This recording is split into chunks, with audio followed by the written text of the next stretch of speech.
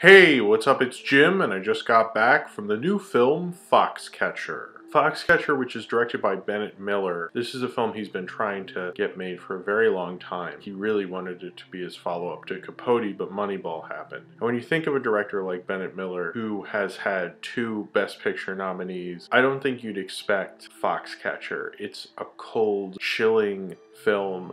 And it's a true crime film that's really more about the events that led up to the crime than the crime itself. It's almost like he's not entirely that interested in the crime. He's more interested in how these characters got there. It's a lot more subtler than you are really used to. It's not interested in the sensational elements of this story. It's interested in the characters of this story and interested in how their lives intersected to have the events happen this way. The Schultz brothers, who were 2 Olympic gold medal winning brothers in 1984, I believe. This film takes place after the 1984 Olympics. Mark Schultz, played by Channing Tatum, is always living under the shadow of his brother Dave, even though they both won gold medals and they're both very distinguished. But Dave's the one who's getting offers to coach all over the place, and he's the one everyone wants, and when he goes to a speaking engagement, I think he is Dave Schultz. No one really remembers him, and he's living in that shadow until John DuPont, played by Steve Carell, calls him up and wants to start a wrestling team and have it led by Mark Schultz. And John DuPont has lots of money. He wants Mark to come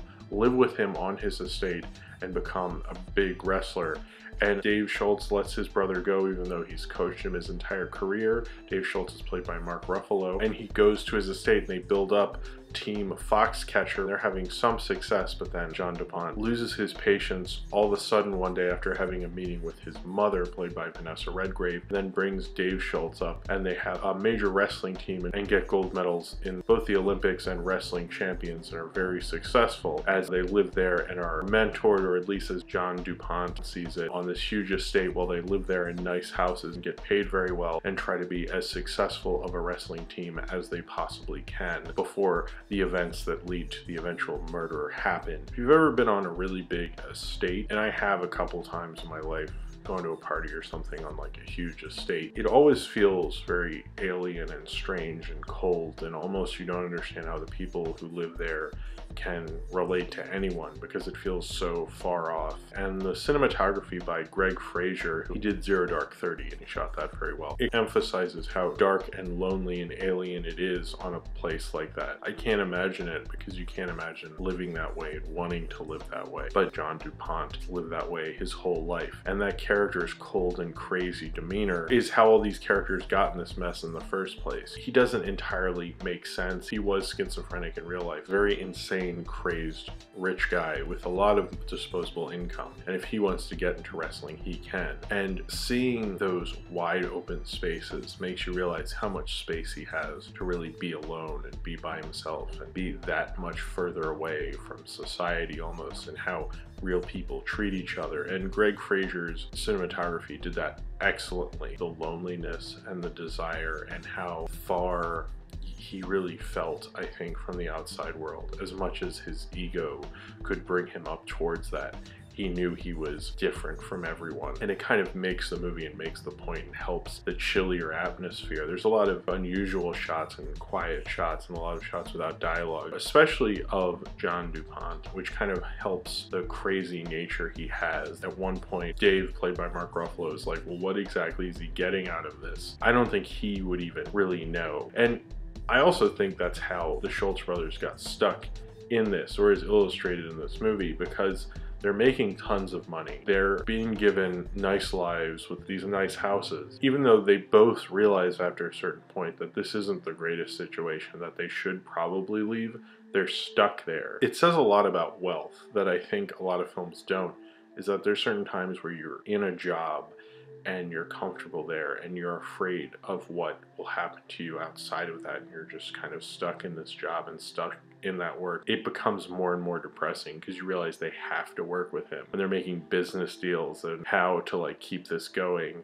even though they know it's a pretty terrible relationship, and John DuPont very random in his actions and he's like running their life, but they're kind of helpless. When Mark, played by Channing Tatum, says to his brother, I mentioned the highest salary I could think of and he met it, why wouldn't you take that position? It's not like making a deal with the devil, it's making a deal with someone who doesn't entirely understand their actions and understand what their wealth means. They're stuck with this person who's not even like a regular person. I mean, he is, you know, legally and such, not like how I would speak to someone and how you would speak to someone. He's like in his own world and you have to trust this person, and that makes it chillier and colder. It is a real slow burn of a movie, and it even switches perspectives from Mark and Dave. It doesn't have a lot of alone time with John DuPont. The things you see with his mother, played by Vanessa Redgrave, and how cold the DuPont family is in that whole world, that made it very sad, and it's a very slow, strange, arty movie. And the way it's directed is really what's interesting about it, because you could do a true crime movie and have this start with the police lights flashing and you see someone's dead and John DuPont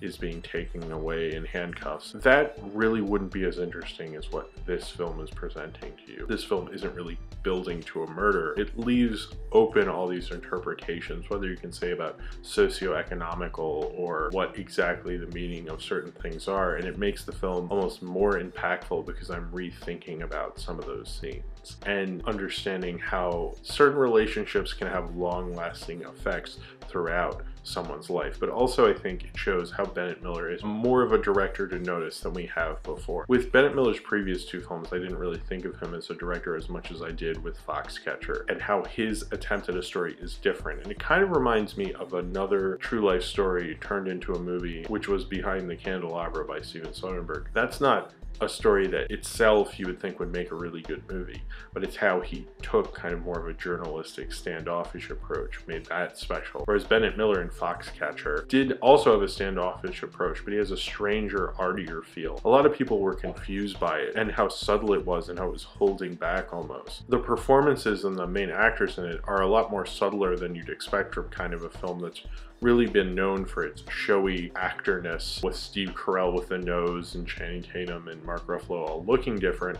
I think you'd really expect more showy performances, but they're not really doing that, and this film wouldn't work as much with that. And they're doing more introspective kind of performances. It's more almost what they don't say and a physicality to those performances than what they do say. Steve Carell is probably the most attention getting in this film because of his nose and almost looking like the Penguin from Batman, and his weird voice. It's really the first time I've seen him do a dramatic role in such a way. Probably one of the best performances I've seen from him, at least in his filmography. He really gets how strange John DuPont really was. He does feel like a space alien looking in, like a space alien who's been on Earth, who doesn't really know how to talk to other people and relate to other people, and even says how he found out later who he thought was his best friend was actually being paid by his mother for years. He can't really trust people. He really does feel alone in like all this space, this massive amount of space. And Steve Carell plays off that, but like a meek character is like hiding in the corner of a ginormous room and does feel random and erratic. Steve Carell almost gets in that awkward aloneness that he played so well with like Michael Scott, but in a much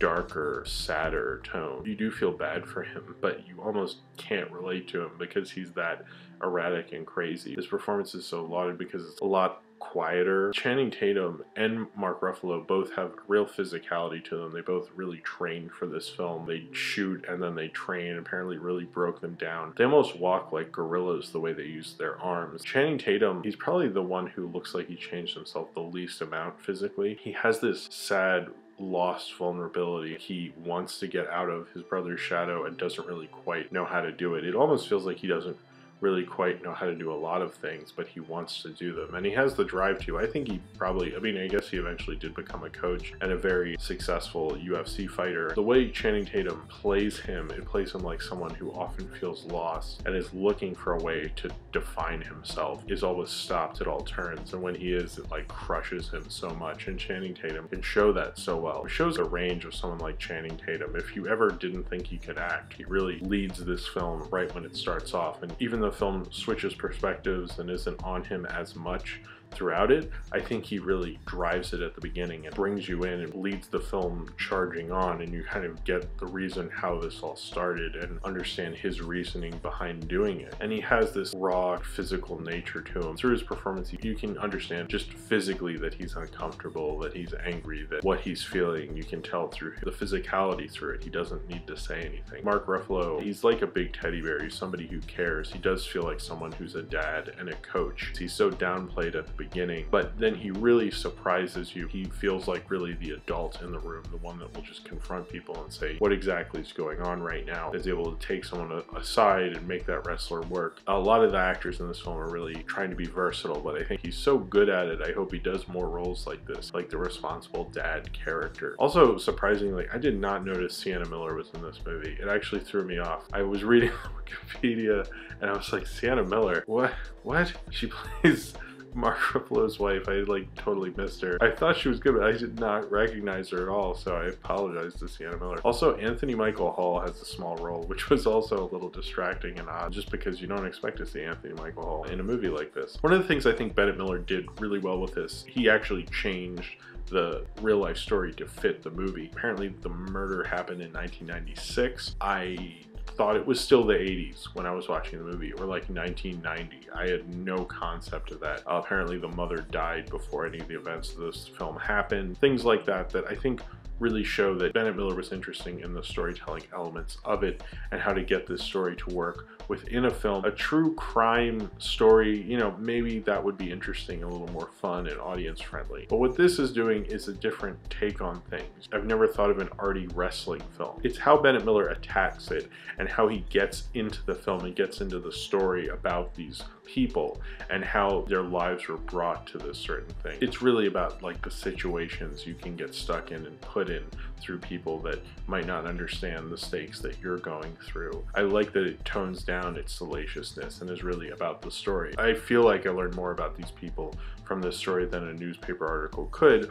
although they changed a lot of things. That's the impression you get from those characters because they feel so real, they feel so defined, and the way he lets you see them alone makes you really feel like you understand. What Foxcatcher does is subtly build to something that Bennett Miller does so well with these characters. If you look at all his films, you look at Capote, Moneyball, he's always building it with a character, whether it's Brad Pitt in Moneyball, whether it's Capote in Capote.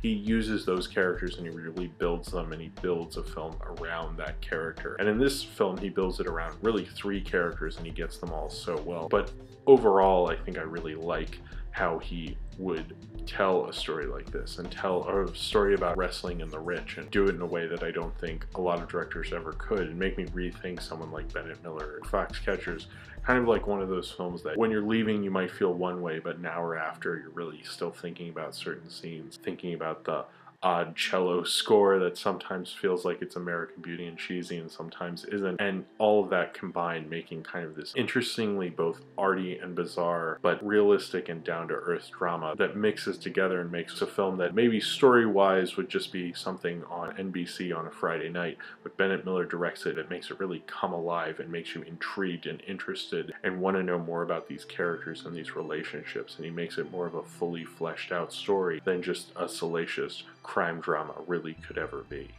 So if you have seen Foxcatcher and you would like to talk about it, then comment below in the comments and subscribe if you would like to.